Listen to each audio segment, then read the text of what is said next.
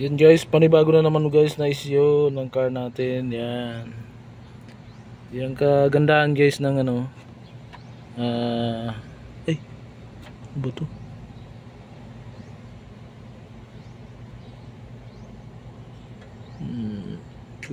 Kagandahan guys yan, nakakulan tayo kasi yan. Nakikita natin guys yun. Nakulant yung tumatagas. Kaya ang ginawa natin yan, linagyan natin guys ng sealant to.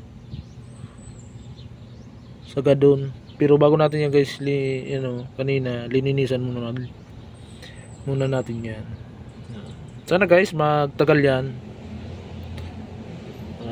Pag hindi, papalit tayo ng radiator or